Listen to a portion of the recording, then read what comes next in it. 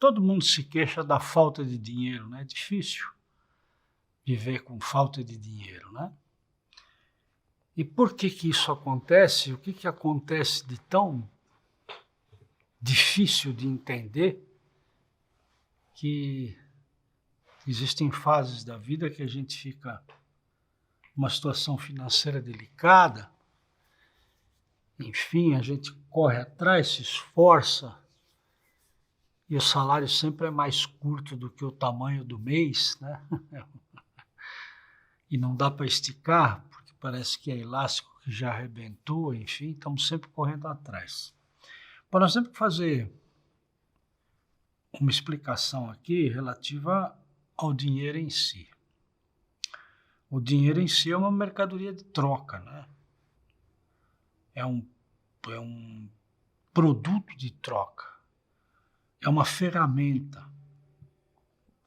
E como eu já disse algumas vezes, ele foi criado com a intenção de minimizar as dificuldades mercadológicas, porque na antiguidade, quando as pessoas começaram a comercializar, isso começou a acontecer nos feudos, tempo de França, né? Para fora dos muros do palácio, onde a plebe se reunia e iam trocar mercadorias, né? E assim é que foi criada a Feira Livre, que existe até hoje e tal. E existia uma dificuldade na época, porque pessoas que tinham para vender coisas de muito valor não tinham como fazer um ajuste para trocar com as mercadorias do outro que tinha menor valor. Já cito vários exemplos, né? O sujeito tinha um boi para vender uma vaca e o outro tinha uma galinha. O valor não era o mesmo, né?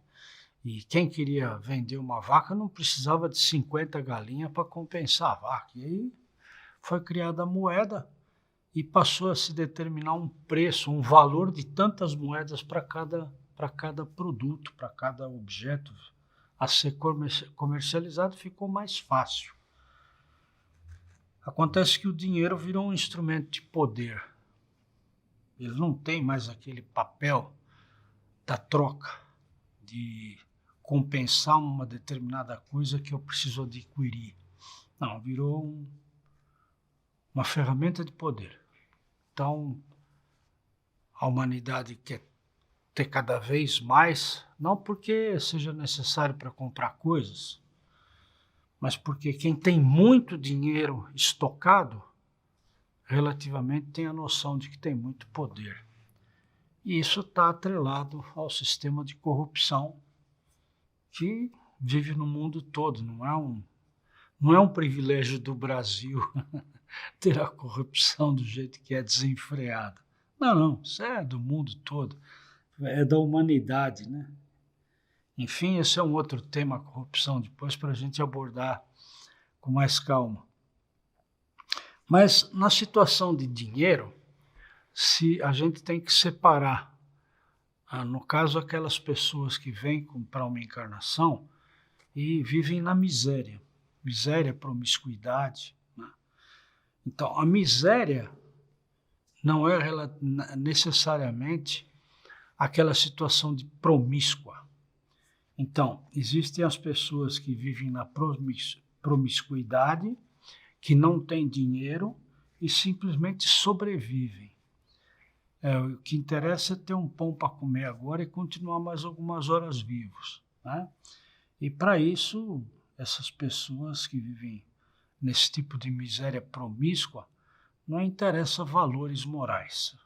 Se consegue o pão de qualquer forma. Então, nesse aspecto mais bruto, aí estão muitos espíritos que necessitam do contato no mundo um pouco mais evoluído como o nosso, que é a terceira dimensão, mas são espíritos ainda muito rudes, né?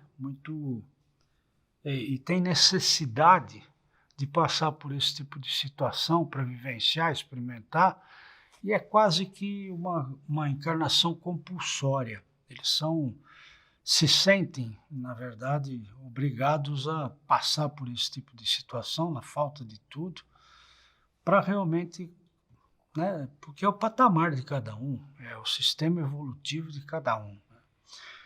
Porque existem, por exemplo, então, nós estamos falando dessa miséria, nós podemos falar na situação de pessoas que vivem, por exemplo, nas favelas, né?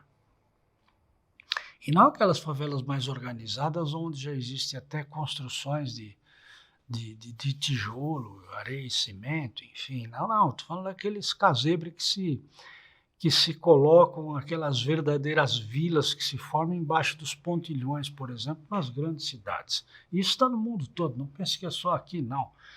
Outro dia mesmo eu vi uma reportagem pela internet, porque isso não passa na televisão, né? Do rio, esqueci o nome do rio lá de Paris, é o Sena, né? Isso, o rio Sena. Então, as margens do rio Sena, que ele é todo cimentado, enfim, tem lá uma verdadeira favela nas margens do rio Sena, em plena Paris. Então, isso é coisa do mundo todo, né?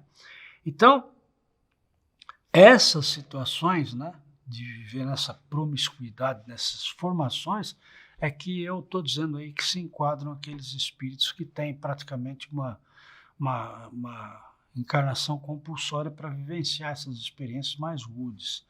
Mas mesmo assim você vê que mesmo dentro desses lugares, você pode encontrar espíritos que não se manifestam, não se comportam, não têm a sua performance de vida igualzinha à maioria. Em geral, eles têm emprego, vivem ali por uma situação momentânea, mas quando pode, sai desse tipo de situação. Existe aquele que, né, é mais abastado, existe então aquele espírito mais conformado com a sua situação de humildade, são trabalhadores, em geral trabalhadores de mão de obra pesada, né, que trabalham aí nas grandes cidades, nas indústrias, enfim, nos trabalhos mais pesados, e que se contentam com aquele salário, vivem a sua vida modesta, humilde, e se preocupam simplesmente com a sobrevivência da família, e está tudo certo. Esses são cidadãos, são espíritos que reencarnam, em geral, com a consciência de que devem experimentar essa situação, de ter a consciência, ser lúcido no sentido de que precisa evoluir, quer dar uma condição melhor para os filhos e tal, mas se acomoda, né? Não que se acomoda, mas aceita aquele tipo de situação que vive, mas leva a sua vida de forma honesta, é trabalhador, cuida da família, etc. e tal. Então, são situações impostas pelos próprios espíritos. Por quê? Porque, em geral, nas encarnações anteriores, tiveram abundância financeira e fizeram do dinheiro exatamente uma ferramenta de poder e acabaram exagerando na característica de ter o poder nas mãos, né? E existem aqueles que nós estamos mais enquadrados e que estão me ouvindo aqui na linha na classe média, né? Aquele sujeito que é classe média, é um sujeito estudado, fez faculdade, etc., mas vive lutando com a falta de dinheiro. E é nessa categoria que eu quero mais me incluir, porque são pessoas que nos assistem, são pessoas que estão na busca de uma melhora de comportamento espiritual como ser encarnado, buscando a sua evolução.